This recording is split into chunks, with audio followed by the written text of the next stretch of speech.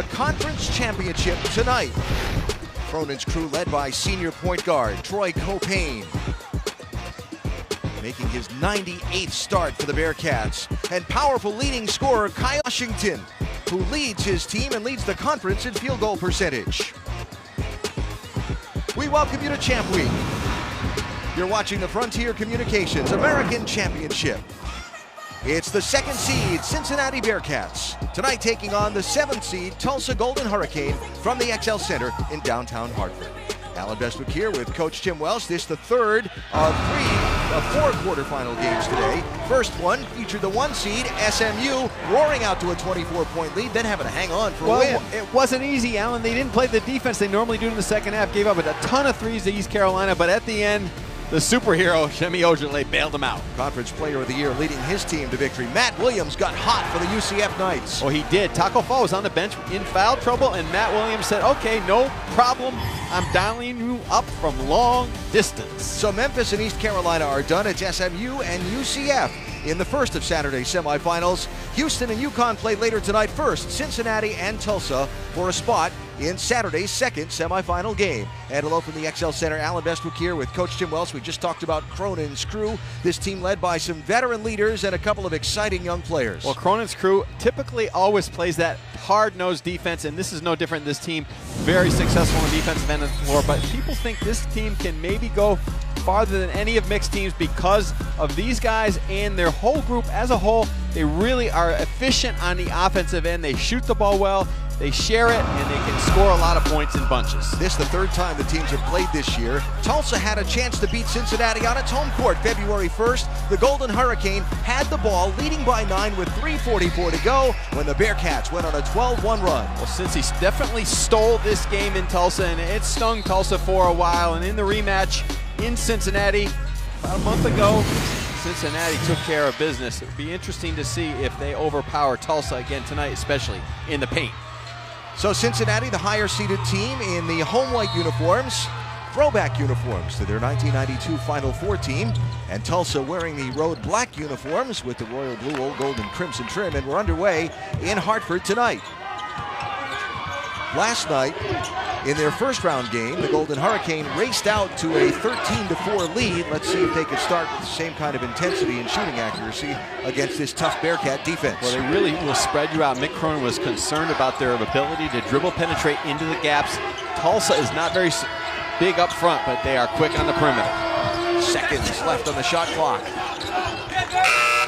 And nobody gets a shot up. Jaleel Wheeler went into the paint, got it blocked away. Here come the Bearcats to set their offense for the first time. Troy Copain is number 10. He is the point guard and the ball distributor.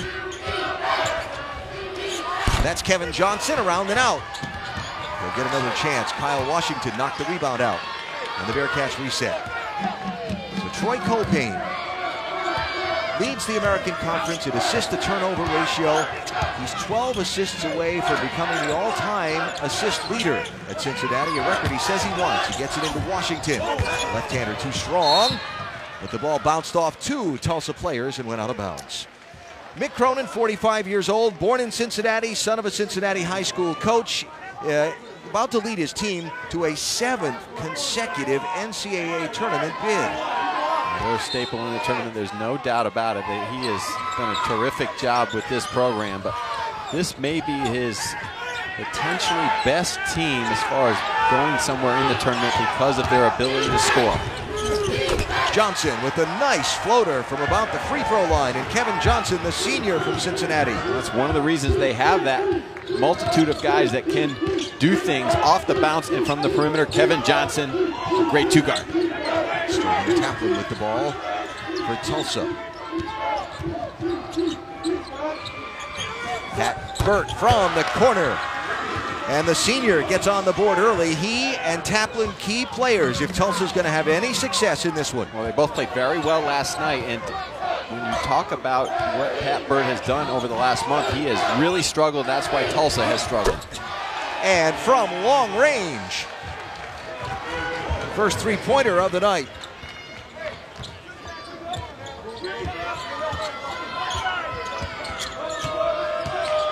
Junior Etu, 0, another one of the key cogs for Tulsa's team. Cincinnati really getting after Tulsa on the perimeter. Taplin with the ball, single digits on the shot clock. He'll pull up and pop. Doesn't get the friendly roll.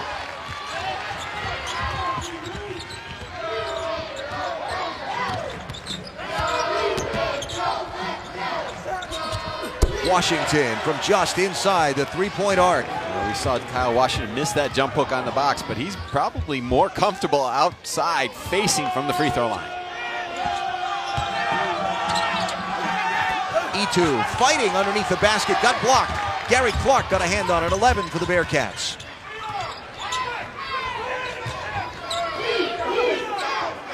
Copain shouting out instructions. Washington sets the screen. Copain drives, gets cut off. Jacob Evans with the ball. Off to Clark. No, excuse me, that was Copain.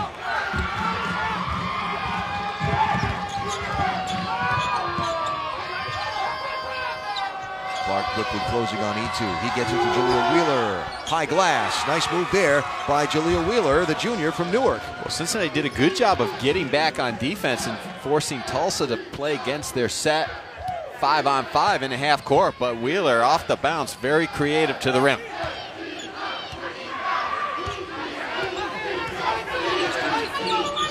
Jacob Evans on Burke. High glass, won't go. Clark crashes the boards, but Wheeler comes up with it for Tulsa. Nice isolation for Evans. He just couldn't finish the play. And Washington will get called for an over-the-back foul for Cincinnati. Well, the seniors, it's going to be a senior night because of the fact that if you lose, if you're Tulsa, your season may be over. And Cincinnati, they're going to be counting on their veterans as well. But Pat Burt and Troy Copain from the outside, vital players.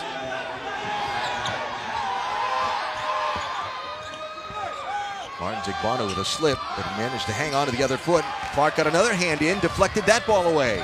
3-on-2 for the moment. Bearcats.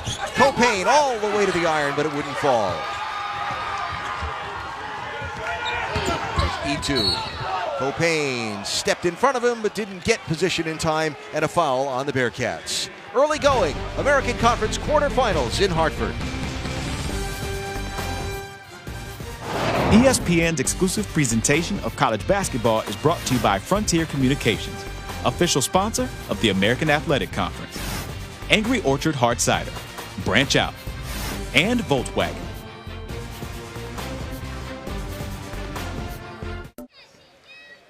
Frontier Communications American Championship in Hartford just underway in the 2-7 matchup between Cincinnati and Tulsa. 27-4, the record for the Bearcats this season. Most regular season wins since 01-02. Yes, their defense is its normal stingy self, but their offense has picked up this year. Well, the addition of Kyle Washington really has given them a lift because of the fact, alongside of Gary Clark up front, they have two legitimate face-up forwards that can go back down and around the box and get things done. Everyone knows that Evans, Johnson, Copain, terrific trio on the outside, and then Cumberland, freshman coming in off the bench, is also very, very potent offensively. This tournament has not been friendly to Cincinnati in this conference's young history. They've been knocked out of it 3 straight times by the UConn Huskies. If UConn can find a way to get past Houston later tonight, as a foul is called underneath, and Cincinnati gets by Tulsa here, guess what matchup we get in the semifinals? UConn and Cincinnati, but there's a lot of ifs there. Kelvin Sampson's Houston Cougars and Frank Haith's Tulsa Golden Hurricane have a lot to say about that. So Sterling Taplin going to shoot free throws here for Tulsa. That was a good drive by Taplin to the rim, and Cincinnati built that wall around the basket with the bodied up in. Frank Haith wanted a goaltend, but it was blocked below the rim. Now I know when you watch Mick Cronin on television, you see that scowling, I'll call it sometimes stressed out, serious, stern face. But Mick, away from these moments in the game, is a very pleasant, gregarious guy. We're talking to him before the game over here in front of us, and I know you've known him for a long time and are friends with him, but very relaxed and fun guy to talk to. Well, he has that great combination. I think that's why his players love playing for him. I mean, he's tough, he's hard-nosed, and that's the way his teams play, but also he gets the most out of them because he cares about him off the court as well. Jacob Evans with the tray for Mick Cronin's Bearcats.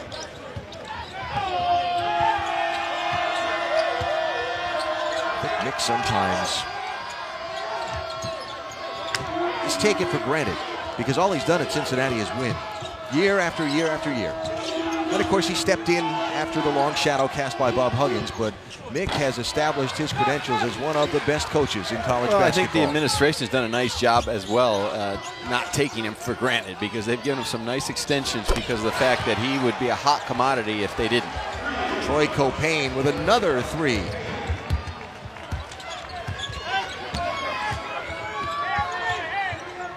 Tulsa's got some issues on defense if Cincinnati's going to space the floor and shoot it like that, because they have a lot of answers. Corey Henderson into the game off the bench for Frank Haith in Tulsa, and a three for their very good sixth man. Tulsa playing with some confidence on the offensive end of the floor. They've got to just tighten up their D here on the three-point line, and a little bit better communication off these pin-down screens.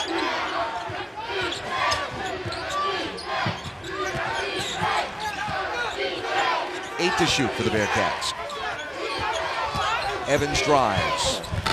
What a nice move for Jacob Evans, the sophomore from Baton Rouge. Yeah, that was a very good move at the end of the clock. He just dribbled from the left wing all the way to the other side of the rim, and no backside coverage for Tulsa.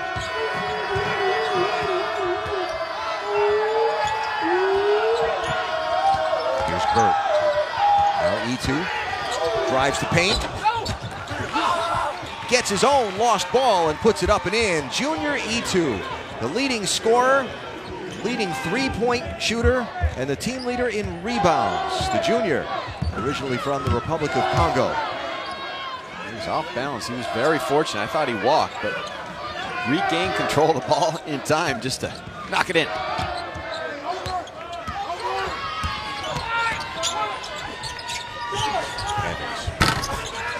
Strong for three and a whistle and a turnover. And there is Frank Haith. We've talked about Mick Cronin. Frank Haith has won every place he's been. Now in his 13th season as your Division I head coach.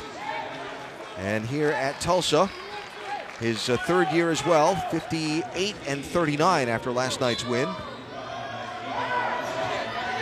Well, he had his team ready to play last night. I mean, obviously losing the last two regular season games and one being to the team that had to play last night. It was very impressive. They came out and were focused and played hard. Jaleel Wheeler back on it.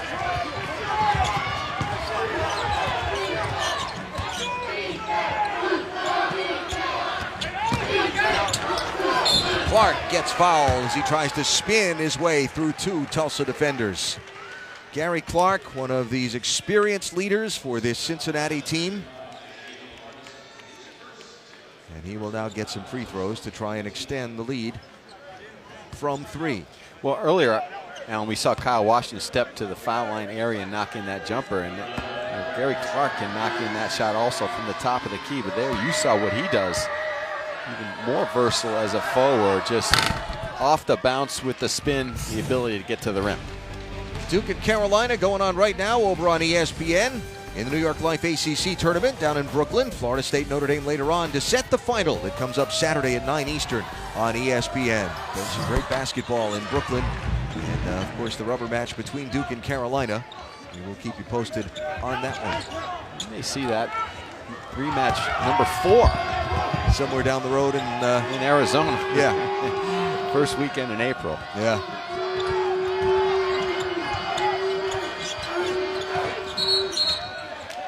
Foul underneath, going to be called on TK Adogi into the game. 14 for Tulsa.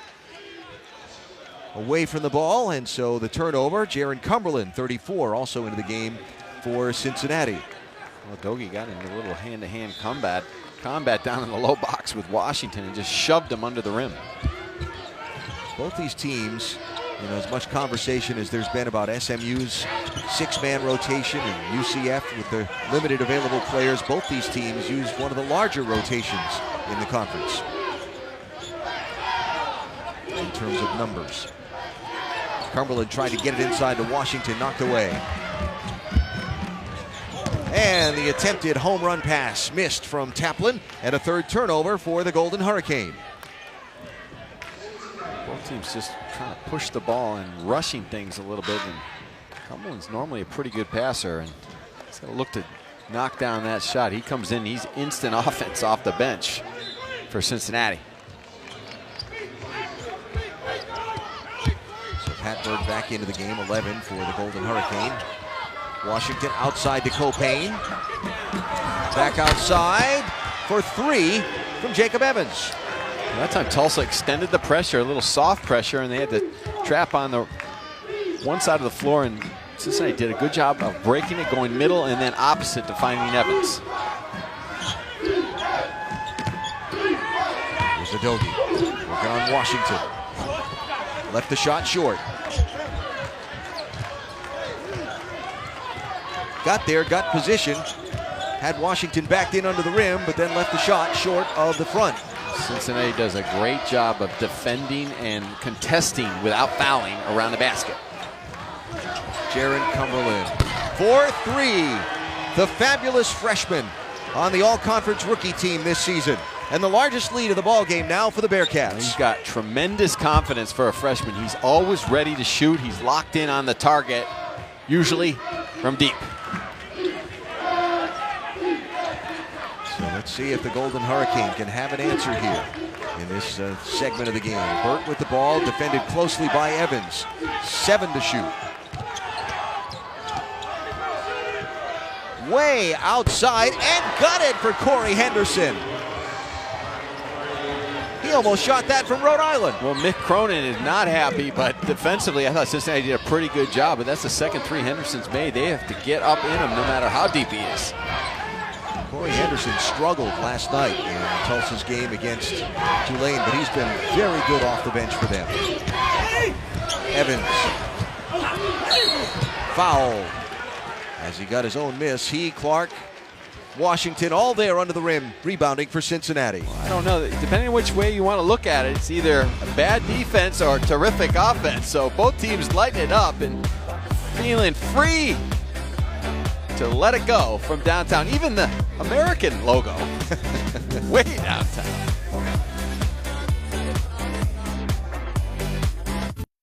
Family on 3. 1, 2, 3. Family. Let's go, man. Let's go!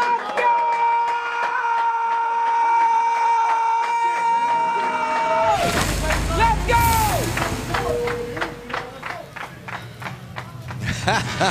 Yeah, the energy of the NCAA tournament coming up, and it's almost time to fill out your brackets. We'll give you all the help you need with 24 hours of bracket coverage. It's ESPN's Tournament Challenge Marathon, starting Monday at 7 on ESPN.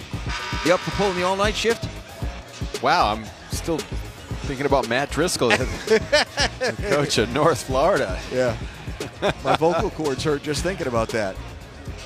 They got all the way to the finals against Florida Gulf Coast and got beat, but it's going to be a great tournament, and there's still some interesting pieces moving around. The Atlantic 10, the Big 12, yeah. Some upsets, and Dayton went down, Kansas went down. Jacob Evans adding on to the lead for the Cincinnati Bearcats over the Tulsa Golden Hurricane, and the numbers that jump out at you so far in this game, besides Cincinnati growing its lead at the moment, are the three-point shooting percentages for both teams.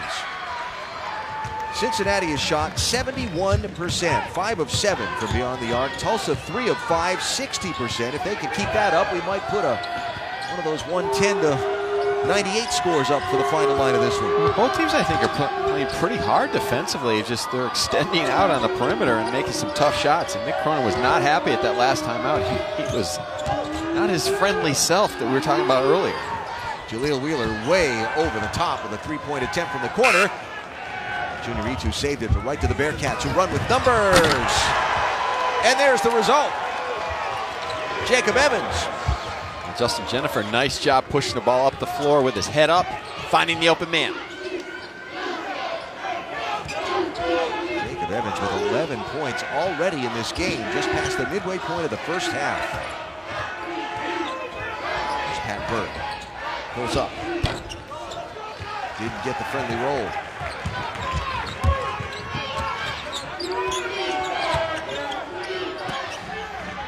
Justin Jennifer, 3 into the ball game for the Bearcats. He has the ball here. Cumberland, Will Magne, 12 into the game, defending for Tulsa. Cumberland tried to drop it underneath But offensive foul called on the freshman. Well, this is what Cincinnati likes to do, Alan. We're talking about the three-point shooting, but really good transition off the miss, filling the lanes, great outlet, and just spacing the floor, hitting ahead to the open man. A thing of beauty when it works like that. If you're the cheering for that team. Well, that's how you draw it up, and you do a lot of that 5-on-0 every day in practice against no defense, just to kind of get reactions from your players, just to get them to run to open spots, space the court, and hit ahead without dribbling. Trey Scott, 13 into the ball game for the Bearcats also. Burt just can't find any room to shoot. Will Magne takes the alley-oop from Taplin. Well, that was a nice look, a little high-low from the top. Taplin had his head up. Magne, good low post position. Big Australian gets on the board for the Golden Hurricane. Played well last night. I thought he gave Frank Hayes some nice minutes off the bench.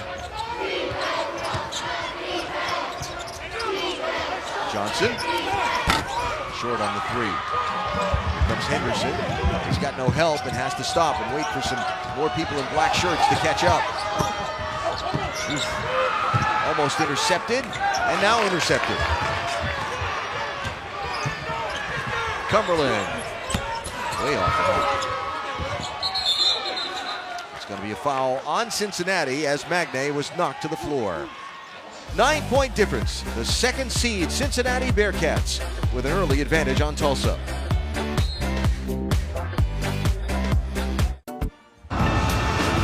The long ball has found its mark frequently in this opening part of the game. Well, that's why Cincinnati is so difficult to defend. Not only do they have guys that can shoot the ball from the outside, they have the ability to space the floor for around one. They can go inside and then outside, and they do it out of transition or right out of their half-court offense. And a look at our Acura Tournament Challenge. So SMU and Cincinnati both projected as 5 seeds by Joe Lenardi. Houston we'll see later against UConn, trying to find a way into the tournament. Right now, they're in that group that's just outside the cut line, according to Joe. That first 4 out, and that's a picture that's constantly moving. So a win over UConn tonight and a chance to perhaps match up with Cincinnati, a ranked team in the semifinals, would very much be of benefit to the Cougars. Well, Kelvin Sampson's team is kind of laying in the weeds, and no one's really talking about them, but they've had a very, very good season, and they're dangerous with Dotson and Gray.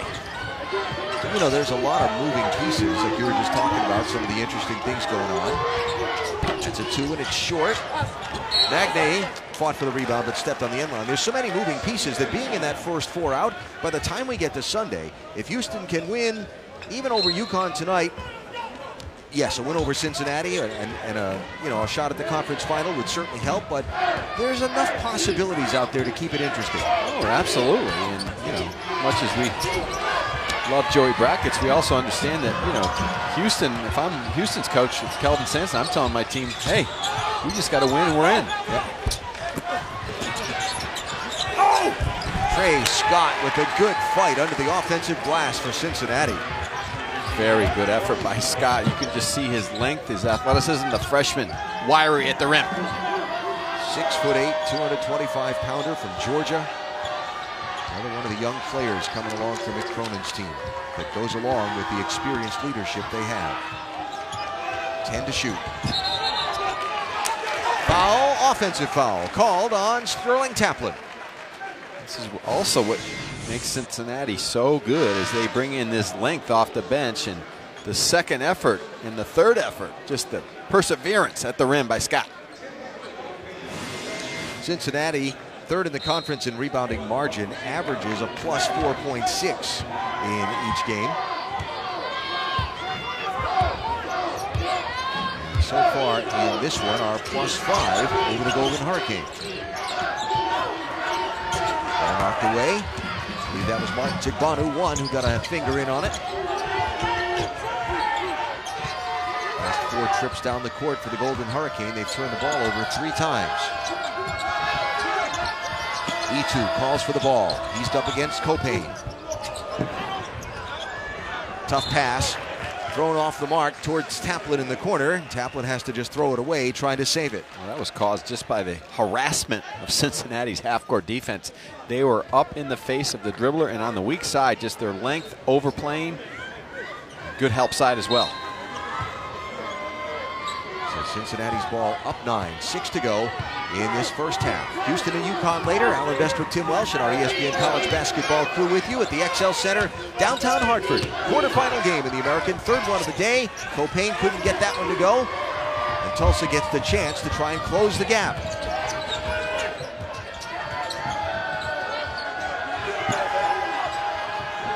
Corey Henderson.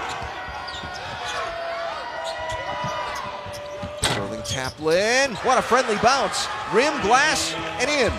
Cincinnati didn't do a great job of rotating on that ball screen at the top, and they left Taplin wide open. From the corner, that one off the mark. That was Quadri Moore into the game, 0 for the Bearcats. Pat Bird, short. Both teams taking a lot of quick jumpers. Troy Copain, how about that body control? Well, great body control. They ran the isolation play for him 2 possessions ago, and he didn't finish at the rim, and that was probably even more difficult play in traffic for Copain.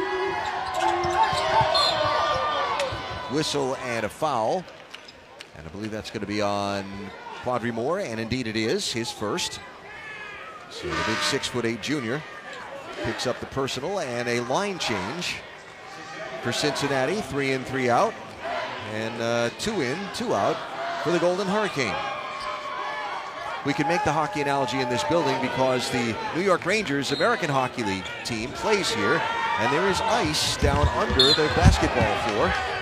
Trust me, by the end of a doubleheader night, we feel it on the bottoms of our feet. Well, Tulsa doing a good job. I think Frank Haith is just kind of rotating guys in and out, obviously playing a game last night, trying to keep the energy up, trying to hang around in this game. You know, they haven't been that efficient offensively, but their defense has been pretty good. And at times, though, Cincinnati has shot a little bit too quickly in the half court. So 10-point gap. Bearcats beat the Golden Hurricane by 20 in the second of their 2 games. Underneath and fouled as Gary Clark tried to go up with it. And that's going to be Martin Zigbanu who got him on the arm. And Clark will be shooting free throws for the Bearcats. I think Mick Cronin got a little tired of all those jumpers, so he called a set play from the bench to isolate Clark on the box, and he created some good space down low, and they found him with the angle to the rim. We're being told a fun story about Gary Clark. It was in the last practice before last year's American Conference tournament that Clark turned an ankle, and he was just basically a shell of himself in that tournament and in their one NCAA tournament game a year ago. So the kind of running joke around the Bearcats practices, particularly yesterday, was, don't anybody turn an ankle, please. Something that was successfully navigated. It's funny to you and I. It's not funny to that guy, Mick Cronin. You know.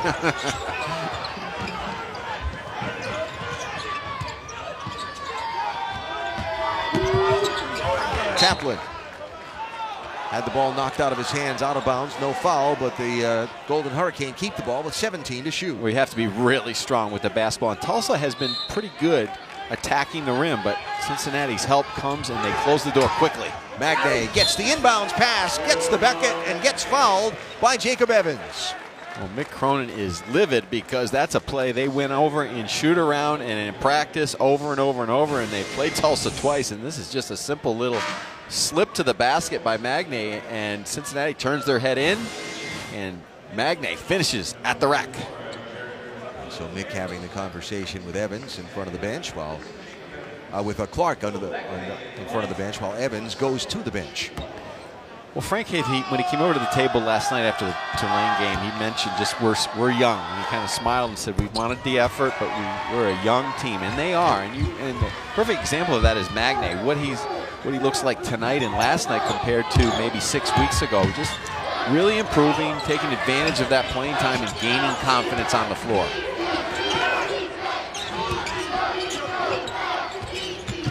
Out defending on Cumberland here. Inside to Washington. He tried to feed it down low, scramble for the ball, and that's going to be tied up.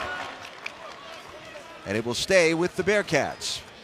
Bodies on the floor, Clark, Magne, Who else was that getting up out of the pile? Taplin? Well, the shots from outside have been the story of this one so far, even from way outside.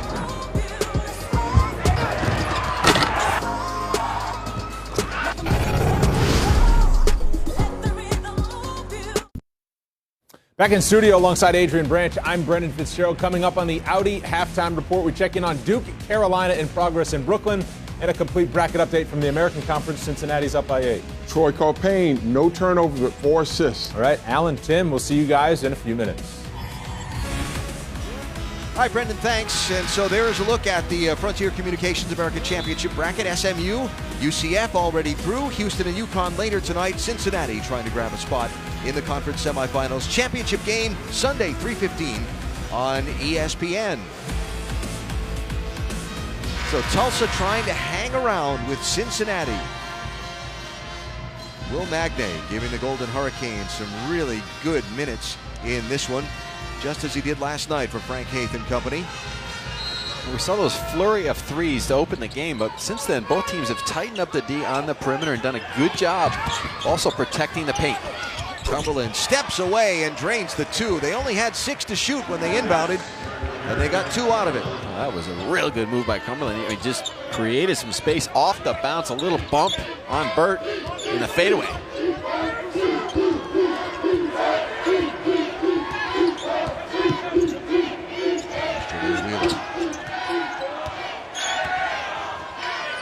Pat Burt inside of 10 to shoot.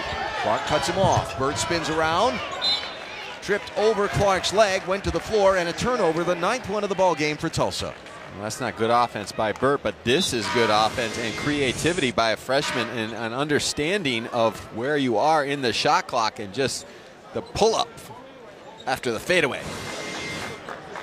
Well, Jaron Cumberland was a highly recruited young man, but Mick Cronin got the Wilmington, Ohio native to stay in Ohio and come to the Bearcats program. And he has been what Cincinnati envisioned he would be for them, and he's just a freshman. It's always good to have guys that can knock down shots, and Cincinnati's kind of changed their recruiting in the last couple of years, and Mick wants those offensive players like Cumberland.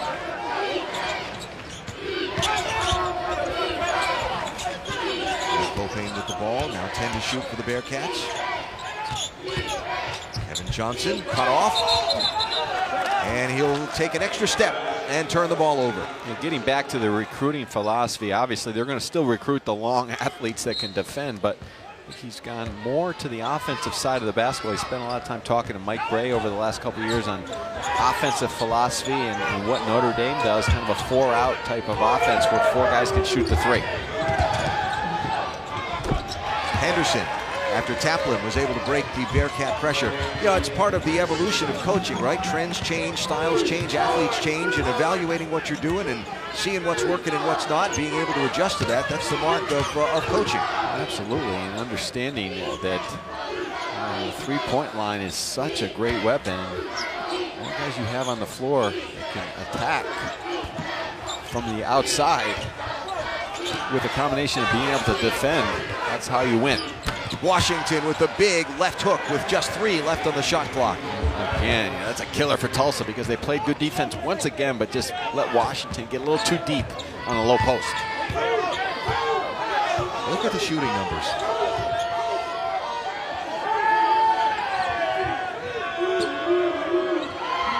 Cincinnati aggressive defending outside the 3-point arc. Now 7 to shoot.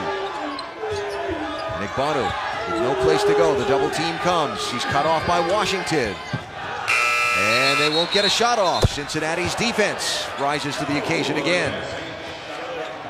Here again at the end of the clock for Cincinnati, just a good recognition of where they were on the floor. And look, Washington does a nice job. He's at the high post. He makes himself big on the box. And then down low, E2 doesn't leave his feet to contest. So a 10-point lead and the ball with 1.5 minutes to go in this first half for the Bearcats.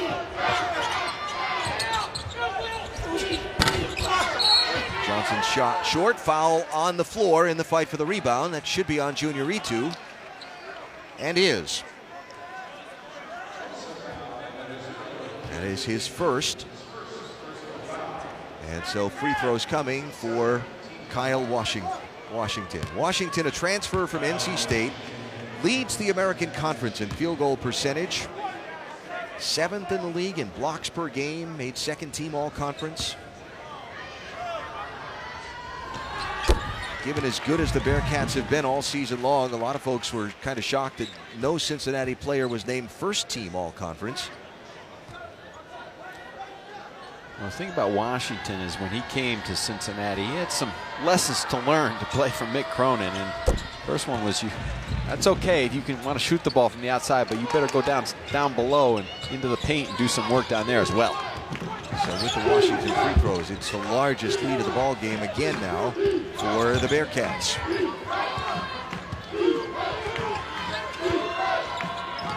Taplet inside, Jaleel Wheeler got concerned because Washington was coming over, altered his shot and missed it. Well, Cincinnati was very fortunate there. They were in a 2-3 zone, but they never got organized on their shifts. Washington again, that one too strong. Offensive rebound attempts, not successful. Here's Henderson, end-to-end, swatted away by Gary Clark, charging back on defense. Give Henderson an A for effort and heart, because he's going into the meat and teeth of the Cincinnati defense, and that was being prepared to be blocked by 2 Bearcats. So Clark, his second block of the night. Too strong from the corner was Pat Bird. Johnson for 3. And timeout, Tulsa. Down by 15 with half a minute to go. A 7-0 run for Cincinnati. Cincinnati puts it to you. They keep the pressure on. This is the Cincinnati we talked about before the game. They keep coming at you offensively, inside, transition, and from the perimeter.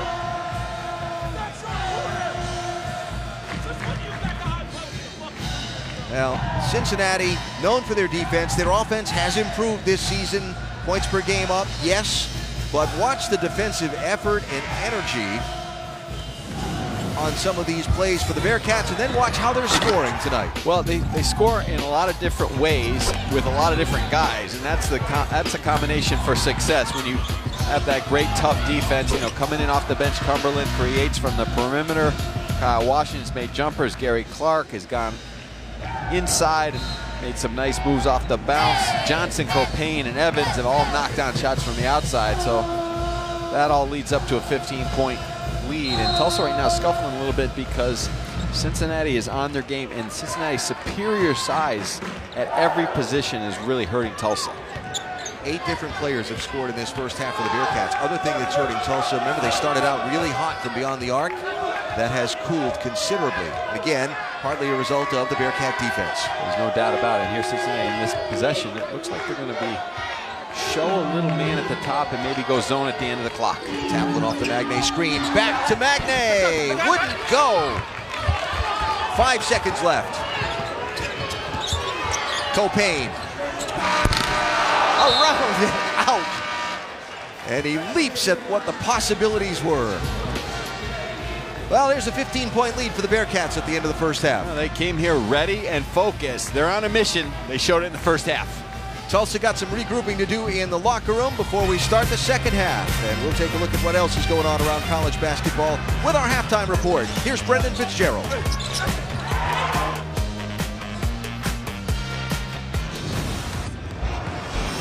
Welcome back to Champ Week. You're watching the Frontier Communications American Championship. From the XL Center in downtown Hartford, the 2-seed Cincinnati with a 15-point lead on the 7-seed Tulsa in this quarterfinal matchup.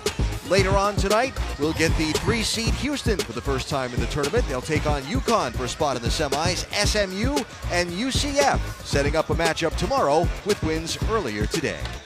Alan Bestwick here with Coach Tim Welsh. Both teams started out this game really raining down the 3-point shots. Tulsa cooled off a little bit. The Bearcats did not. Well, Cincinnati pushed the pace early and often, spacing the court. They've got a numerous amount of shooters out on the perimeter, and they shared the basketball.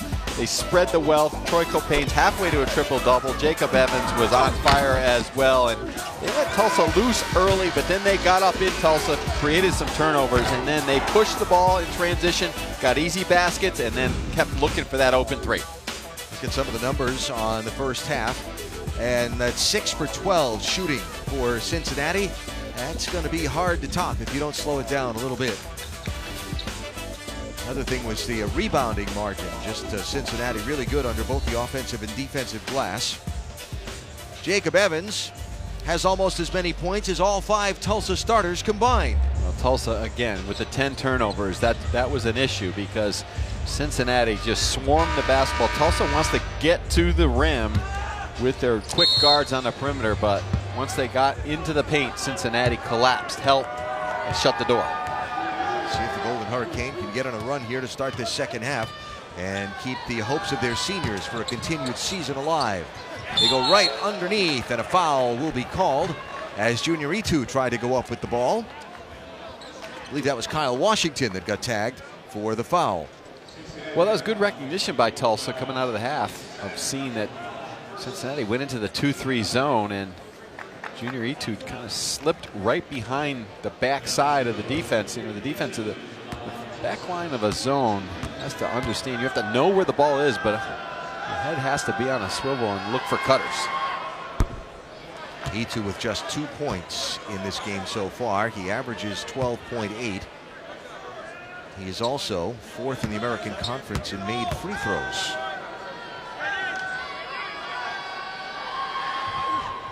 And 1 of 2 there for the junior. So the Bearcats, who had the 3-ball going from the start, who had the defensive pressure, the ball movement. There's Kevin Johnson, that one around and out. Kyle Washington with the glass work. That pays off. Tulsa built the wall, but Washington went right over the top of it. Again, the sizes of Cincinnati up front problematic. Itu. 2 white shirts around him, but he still gets the spin around shot off the glass. Found good space around the basket and was able to find a way to get an angle to the rim. So 2 Tulsa offensive possessions, and they've gone to Itu in deep on both. Obviously something that we're going to look for and see how Cincinnati adjusts to it. How about that left hook again from Washington? These bigs must have something going on with each other because neither of them are playing defense, and both teams going right inside.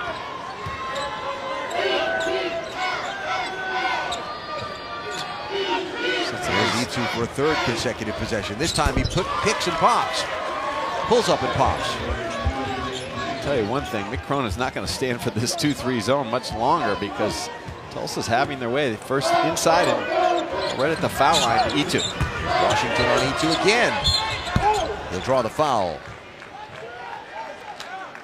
You got 2 really good post players in Kyle Washington and Junior Itu, and both teams are taking advantage of good spacing and presenting themselves around the basket. Cincinnati in the 2-3, they went inside, and then Washington has that nice soft touch with the jump hook right in the middle of the lane.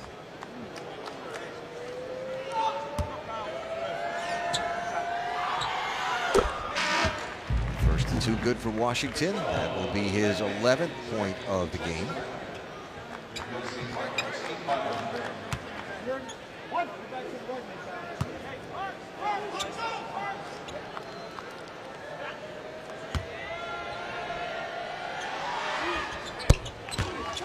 Washington had his minutes limited a little bit in the regular season finale last Sunday up in Stores against UConn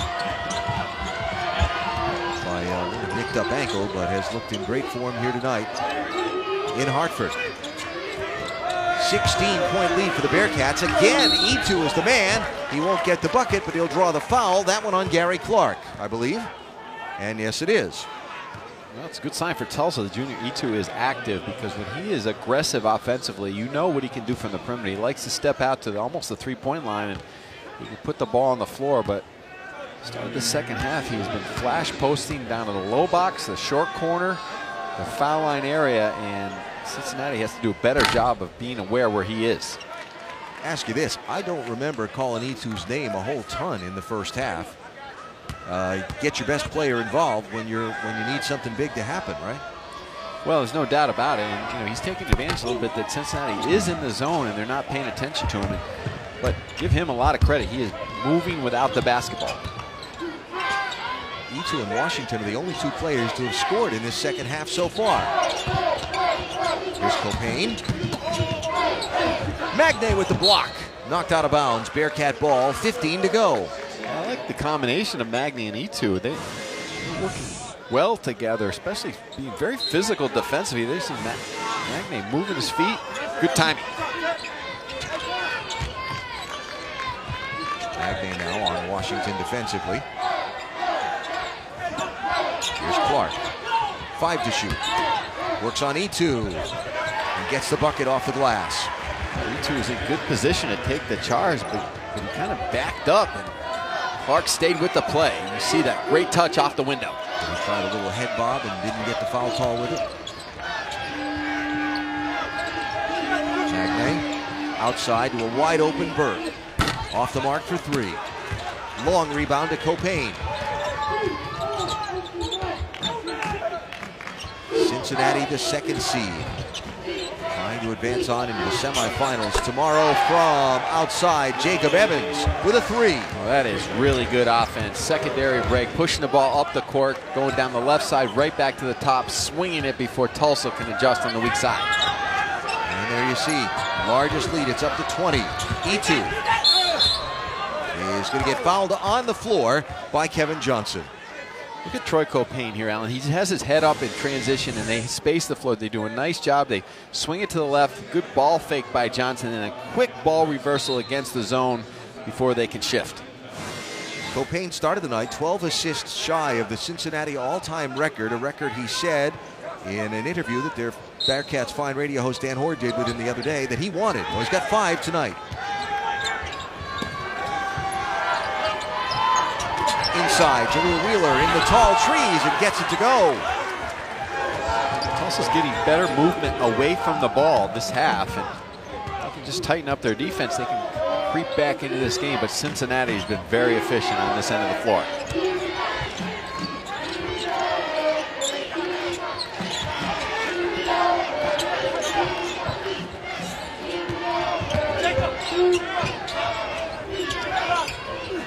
Washington with the touch. Inside with the hook, outside with the nice jumper. Kyle Washington having a night for the Bearcats. Well, the balance to his game is what Mick Cronin likes tonight. There's no doubt about it, because he has done his work inside, and then he likes to step outside and get a little taste from the perimeter, which he can deliver. Here working outside to Taplin. That's short. E2, nice energy on the rebound. And intercepted. Tried to get it to Burt in the corner, picked off. Here comes Clark. Carried that one too far in, didn't get a foul call. This is a little off balance, but give Tulsa credit. They got back in deep on D. Wheeler didn't pull the trigger. E2 does from 3. That one's short. Straight into the hands of Evans.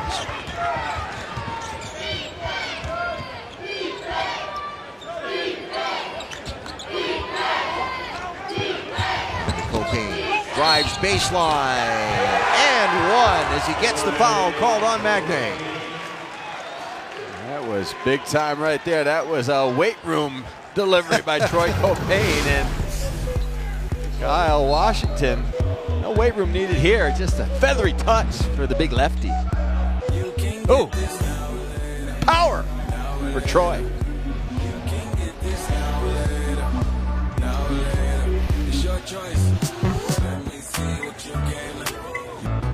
Second seed Cincinnati ranked 15th in the country with a big lead on Tulsa. Troy Copain has led the way.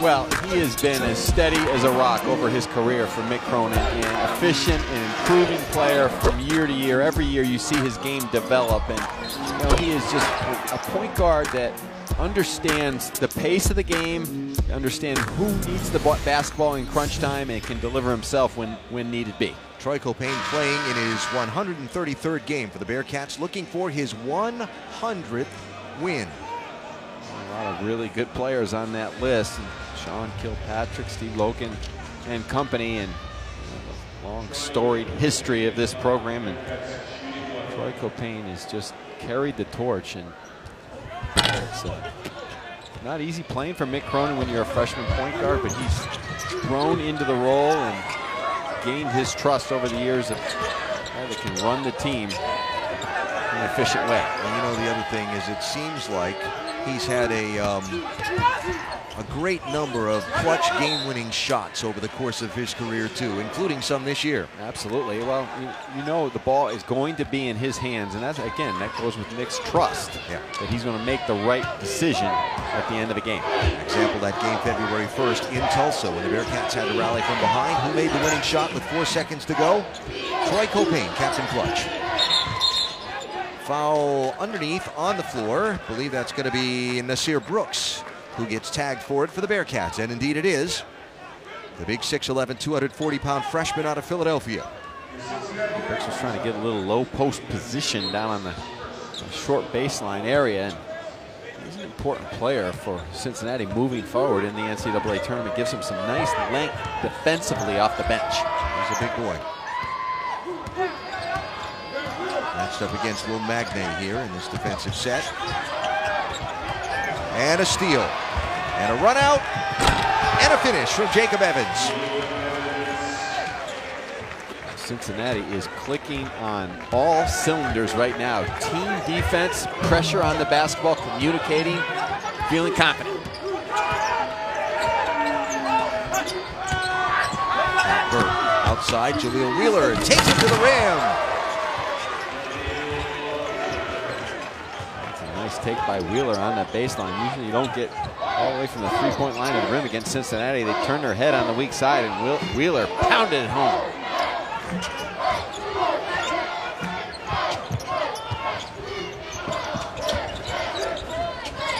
Johnson. It's a three, it wouldn't go.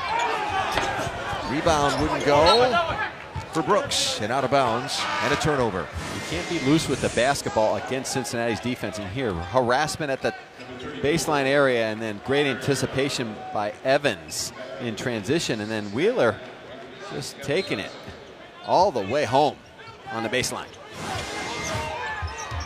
Wheeler, an interesting story.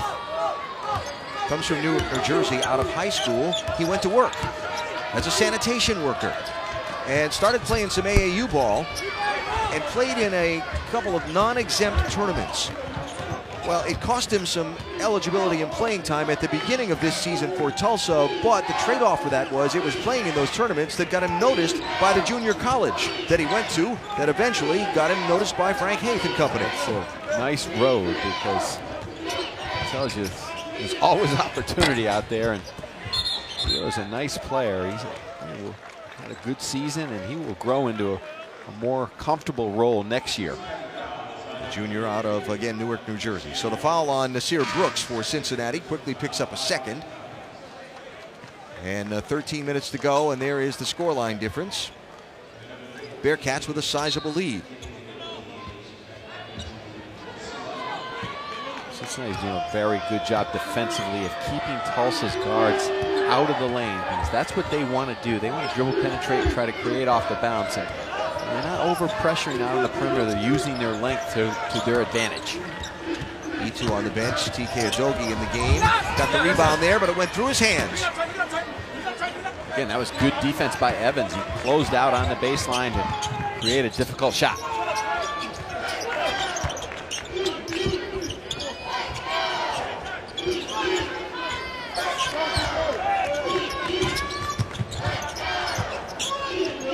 Patient with their offense, too.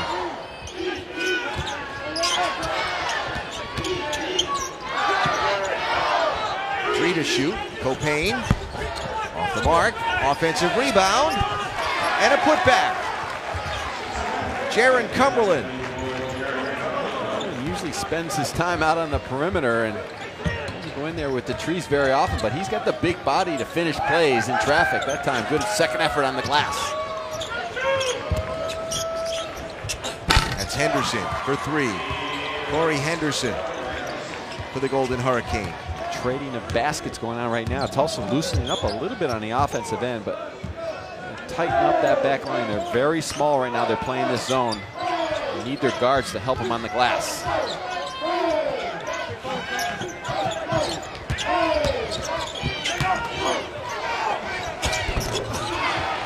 nice bucket. Evans up to 18 on the night. The sophomore from Baton Rouge, tournament ready. Just the length of Evans. He has those long arms, and at 6'6", he just shot right over the top of Tulsa's guards. Copain off the referee and didn't finish. And a foul as Evans wound up leaning into the Tulsa rebounder. And we get to the under 12 timeout. Houston and UConn are in the building. They play the last of the day's quarterfinals next. Up next, we talk a little Houston and UConn and what to look for in tonight's nightcap. There is the bracket in the Frontier Communications American Men's Basketball Championship. Cincinnati, Tulsa playing for the third of 4 spots in the semis. UConn and Houston coming up next. Rodney Purvis led UConn through their opening round win last night. Well, they needed every minute of Rodney Purvis's effort because he not only made plays from the perimeter, but he drove it hard to the rim. And tonight they're going to need that because the dynamic duo of Damian Dotson and Rod Gray, they are going to do one thing. They are going to go get buckets for Kelvin Sampson. They're going to get in their pick and roll game. And last night, UConn had some difficulty guarding USF at the top in their pick and roll game. So we'll see what type of adjustments UConn makes tonight. 2 of the top 4 points per game scorers in the American Conference this season are those 2 players, Gray and Dotson, for the Houston Cougars. So Houston and UConn coming up next. Of course, Houston in that bubble. Joe Lunardi has them as one of the first 4 teams out of the NCAA tournament. Tonight certainly a must-win for the Cougars, I think, to remain under consideration. And then a shot at what looks like Cincinnati in the semis tomorrow. About to say, nice move by Henderson, but don't blink. Cincinnati right back at you with Cumberland in transition. Very impressive. So earlier in the season, a lot of folks would talk about the Bearcats as being a team you don't want to meet in the NCAA tournament. Then it seemed like when Cincinnati lost that game to SMU and then lost to UCF down the stretch in conference play as a foul called, some of that talk cooled off. But this team is tournament built, and they certainly appear to be at peak form in this game tonight. Well, it's a long season, and they were 27-4, and so they navigated the trails of the American Conference and their non-conference very, very nicely. And listen, Cincinnati, you see tonight, you look at their weapons, and they are built to last. And you talk about the veteran backcourt and Copain and Johnson, the seniors, along with Clark, who's played in a lot of games and in the NCAA tournament, and the emergence of Jacob Evans, and now you add in Kyle Washington, another guy that can score. I mean, that has been their issue in the past in the NCAA tournament, you know, playing games in the 50s. Yep. But Cincinnati doesn't play games in the 50s anymore. They're going to be up in the 70s. They had that hiccup against UCF, but you can see right now they're playing very good basketball. Absolutely. Of course, these Bearcat seniors, too. Right? I mean, the team's been to the NCAA tournament for 6 straight years, so these seniors have 3 years worth of NCAA tournament experience with them. And again, it's all matchups. We all know that. And Nick Cronin and I were talking about it in the pregame. You were here, and just it's an understanding of who you're going to be playing against. And you may have one of those nights where, you know, the matchup is not favorable for you. Maybe some team has big size and can match up to your front line, and then you're going to have to make some shots from the perimeter, but they have a lot of guys that can do that. Now, the Bearcats, one of 2 teams forecast to be in the field of 68, no matter the outcome of this weekend. SMU, the other. The Mustangs, 12th ranked in the AP poll this week. Cincinnati, 15th ranked. Well, the other part of that, Alan, is that, you know, Houston has Dotson and Gray, Yep. and then they have to score for Houston to win most nights. But if one of Cincinnati's perimeter players has an off night, they have other guys that are going to step up because they have good balance out there on the floor. So they don't need somebody to go get 18, 20 every night. And I think that's why they're going to be a tough out in the tournament. Banu. That was persistent. Defender in front of him, a defender poking at the ball, and he still spun around and made the bucket for Tulsa. Well, we talked a lot about Igbano last night, and Frank Haith has a keeper, and Igbano and Magne, 2 good-looking freshmen up front. Banu, one of the team leaders, according to Frank Haith, said that's both a plus and a minus. A plus that Igbano has shown himself to be that much of a leader, a minus that a freshman is one of your locker room leaders. Here's Kyle Washington again with that left hand floater. That's just bad defense by Tulsa, though, letting him go to his left. They've got to turn him back over to the other hand and give some help. So 14 on the night for Washington. There's Igbanu double team. Gets the ball outside, and the shot goes for Sterling Taplin. Did a nice job of doubling Igbanu down on the box, but no rotation on the perimeter. 10 tonight for Taplin. That's just his second made three, and his second made field goal. All his other damage have come from the free throw line.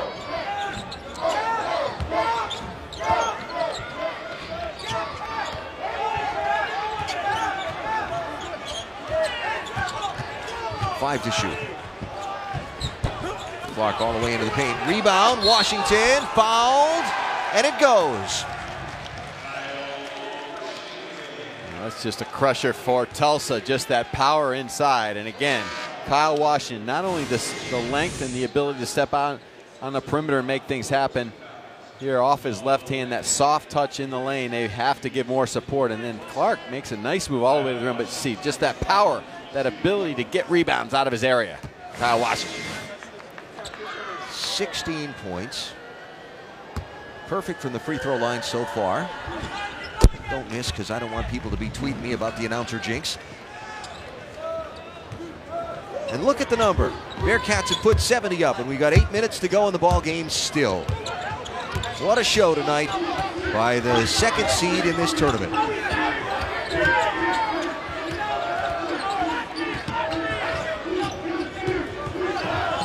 Magnay blocked.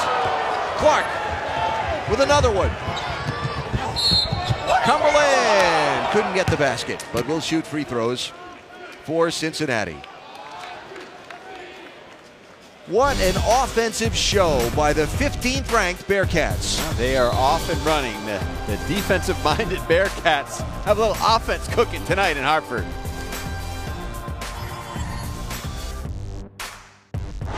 ESPN's exclusive presentation of college basketball is brought to you by Frontier Communications, official sponsor of the American Athletic Conference, and One-A-Day Men's and Women's. Brennan Fitzgerald back in studio with an update from the ACC tournament. Duke taking on North Carolina. Justin Jackson cutting to the basket and gets 2 of his 12. Right now it's an 8-point lead for the Tar Heels over on ESPN. Alan, back to you. All right, Brendan, thanks. Quick reminder about Selection Sunday, 7 Eastern. Bracketology presented by Allstate with Reese, Jay Williams, Jay Billis, Seth Greenberg, Dickie V, and a host of our college hoop experts. Breakdowns of each region. Sports Center with SVP starts it off at 5:15 on ESPN with the reveal of the men's field of 68 as the teams are announced. That's on Selection Sunday. No doubt the Cincinnati Bearcats, one of the 68. Question is, will they have the automatic bid as winners of the American Conference Tournament or an at-large selection into the field of 68? Well, the committee has a very, very difficult decision with some of these teams because to me they all look alike, and a lot of those teams that are on the cut line, and I think a team that absolutely should be considered is Houston. We'll see how they perform tonight. If they can put on a good performance in this tournament, they'll be right in the mix. Taplin off the mark with the 3, and Justin Jennifer gets the rebound for the Bearcats. We're talking about resume before for Cincinnati briefly, and something that stands out to me when you look at Cincinnati, right? They're 27-4 this season. Well, think about the 4 games that they lost and who they were. And something really jumps out to you is no bad losses. They lost in November to Rhode Island in a neutral site game, and at the time, Rhode Island was a top 25 ranked team and still contending for a spot in the tournament. They lost in December at Butler as Magnay draws the foul. They lost in February at SMU, and then that one road game late February at UCF, a much improved team over what they were at the start of the season. There's no doubt about it. You know, that's why they're probably going to be a 5 seed or better. And you know, they consistency. That's been the label on this team for Mick Cronin. And in the past, we've talked about it. They've had periods of seasons where they've gone into cold droughts offensively, but this team, as you see, we've talked about it tonight, they have so much balance in not only numbers balance, but the way they score, inside, outside, transition, they share the ball, they've got good depth off the bench and length defensively off the bench. I like when they bring the bigs in too, just to kind of change the game shot blocking wise in the middle of the floor. The Bearcats have had all the answers tonight, both offensively and defensively.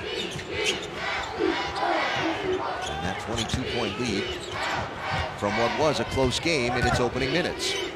Kyle Washington again with the left hand spin around hook. It's kind of a weird move he makes. You know, he gets spinning in the lane and doesn't really eye the target till right on release, but he's got such a great touch and that innate ability just to finish in traffic. High scorer in the game. He's got 21. His career high is 27.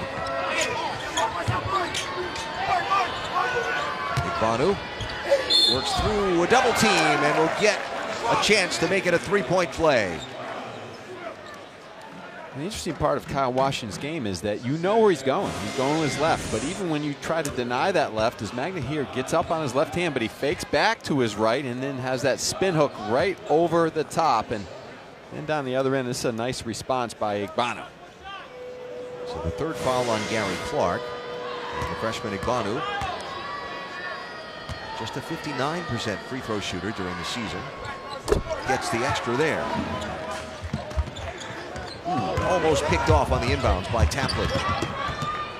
Jennifer will come back out and reset with the help of Cumberland.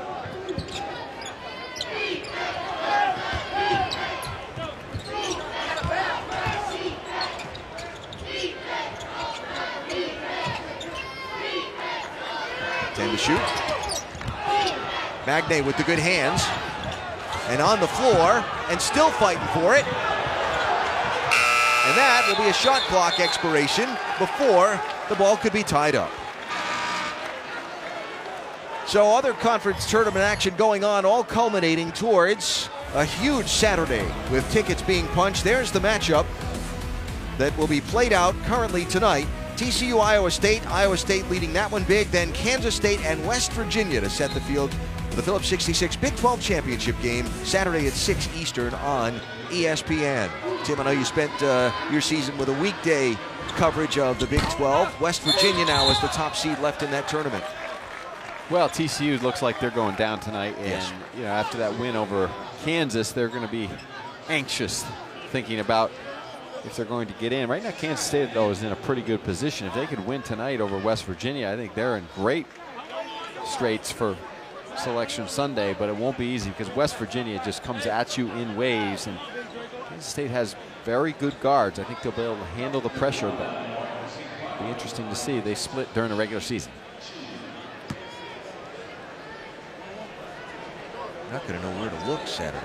All those championships being decided, plus the semifinals here. I'll tell you what, Alan, talking about the Big 12, is Iowa State is playing quietly very good basketball right now. They have a lot of veterans and one of the best point guards in the country in Monte Morris, and they are now starting to click. Their forwards are getting involved more in the offense, and they're a team that could make a deep run. They're undersized, but when you have guards that can really get it up and go like Iowa State, you can make a long run depending again on the matchups. While we're watching this, Villanova just escaped from Seton Hall.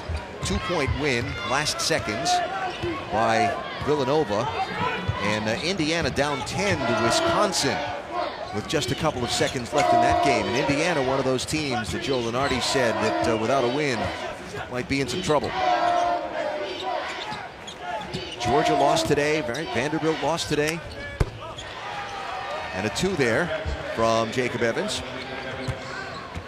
Jacob Evans back in the game, but Troy Copain still back on the, you know, he's back in the game. I thought maybe Nick Cronin was going to give him a little bit rest, but he's keeping his veterans in the game just to make sure they close this out properly.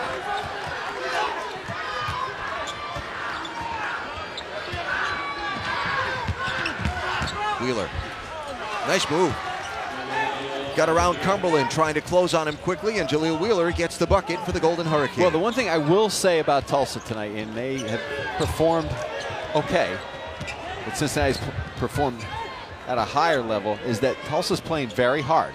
And they're coming at Cincinnati. They're still attacking. They're trying to change defenses. They're trying to press a little bit. So they're not going down without a fight. And they're overmatched, absolutely, up front especially. But they're playing very hard.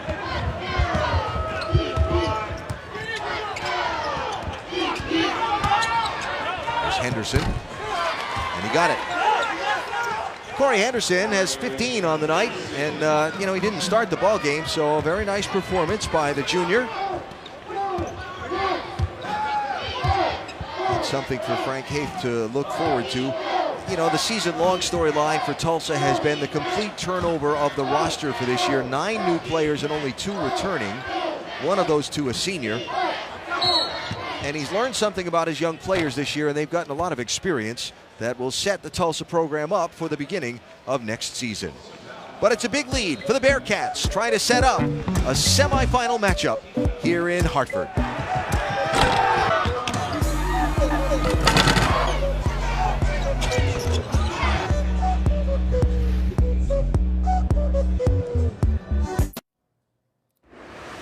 Brendan Fitzgerald studio update. Stop me if you've heard this before.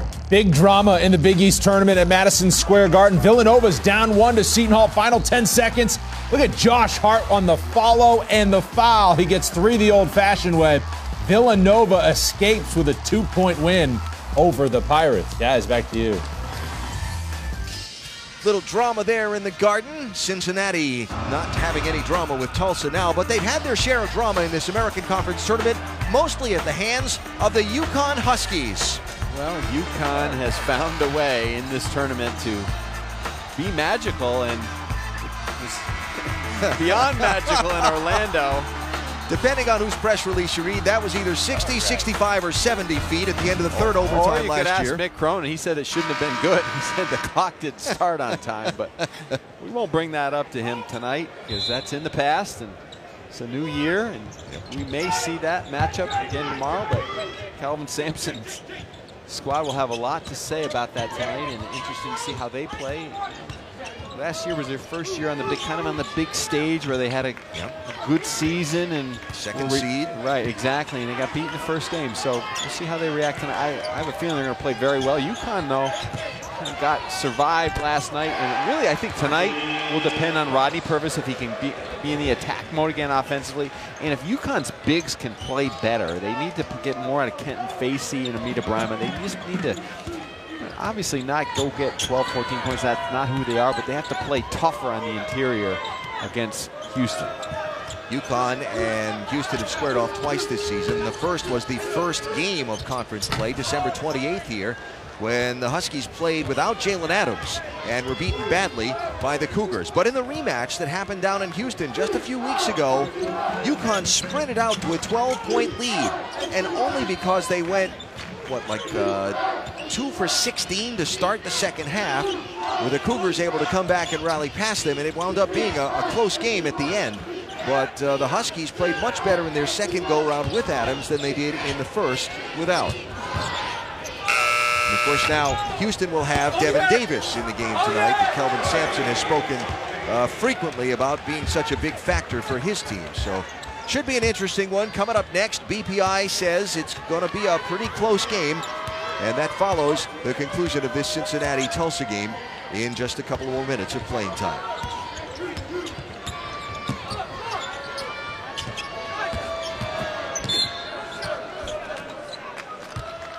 Whistle and a foul. So for Tulsa, if in fact the season does end tonight, it will end the Golden Hurricane playing career of Pat Burt. Now on the bench. Had a terrific year last year, getting adjusted to an already existing rotation. He was junior college transfer, came in, they had that team with longtime players. It took about a half a season for he and the others to adjust to each other. Had a phenomenal conference season a year ago. Expected to carry a lot of the load by Frank Haith this season. Has struggled a little more than he or the team perhaps expected or wanted. But Burt back into the game now, looking to perhaps see the final moments of his Tulsa playing career on the court. Well, it's a nice gesture by Frank putting him back in this game. But I think Frank Haith has a lot to look forward to. They're going to keep recruiting, obviously, but I really like those bigs. And you have Magne, you have Igbano, Carita's a pretty good player. Dogi's a junior. You've got Atson. Also, E2 will be to come back. Yeah, he'll be more comfortable next year as well. Jennifer off the mark for 3, and it'll be Adogi with the rebound. So see if Burt can get a couple more looks here in the final minute of his Tulsa career.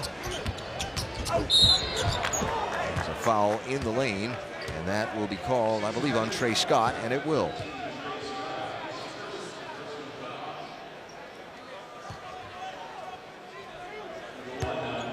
Now, the other thing that Frank Haith has talked about looking to develop in his team is a little more ability to deal with adversity.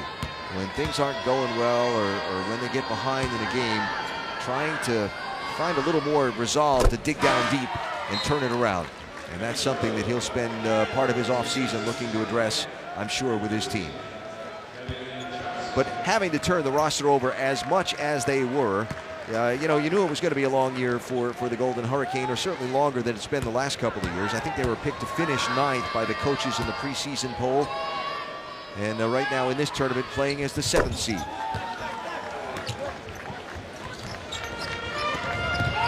Cincinnati showed again tonight that they have a lot of answers on both ends. And Tulsa put their head down and got into a good rhythm offensively. Cincinnati always answered with good offense and then tightened up the D. 20-point win. Winner of this one will get the Yukon Huskies and the Houston Cougars winner. Both teams standing in the tunnels waiting to take the floor as soon as the final horn sounds on this one. Be about 20 minutes between games as usual. Get you updated from the studio on everything that's going on around college basketball. In the meantime, Duke and Carolina has gotten awfully close, where the Tar Heels had a big lead earlier. So it looks like another good finish coming down to that one in the final minutes down in Brooklyn. That one over on ESPN as we speak. And then what we expect to be a very good matchup between the Huskies on their home court and the Cougars. So Burt taken out of the game. His Tulsa career comes to an end. And you can just see the disappointment on his face.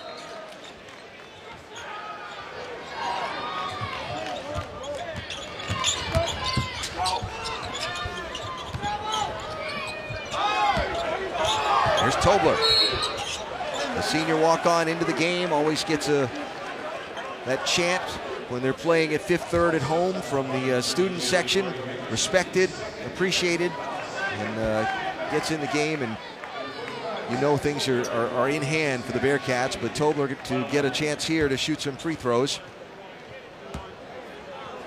The Cincinnati group really meshes well on the offensive end of the floor, and they space the floor, they share the basketball, and they really make the extra pass. And this team has evolved into a real confident offensive group that wants to run, they want to space, they want to take some threes, but when they need to go inside and get a bucket, they can with either Washington or Clark. If seeds were to play out, we would get a championship game Sunday between SMU and Cincinnati, and the third time they would have played this season. The first game up in Cincinnati was a two-pointer that came right down to the last second.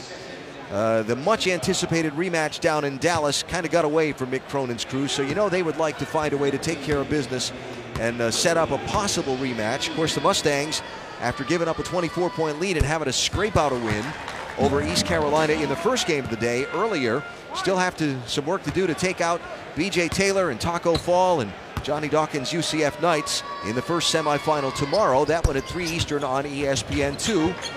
And, of course, Houston still has something to say about all of this. Kelvin Sampson's Cougars waiting to run onto the court when the final horn sounds.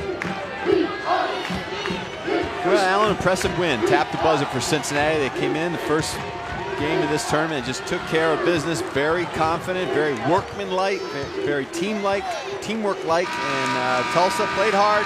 Just they didn't have the bodies up front to battle the Bearcats. Kyle Washington with 21, Jacob Evans with 20, Troy Copane with 15, leading the way for the Bearcats And Cincinnati will await the winner of the game next between Houston and UConn to find out who they will play in tomorrow's semifinal. That second game on ESPN2 at 5 Eastern time tomorrow. And there it is, 3 of the 4 spots filled in the American Conference semis, the 4th still to come.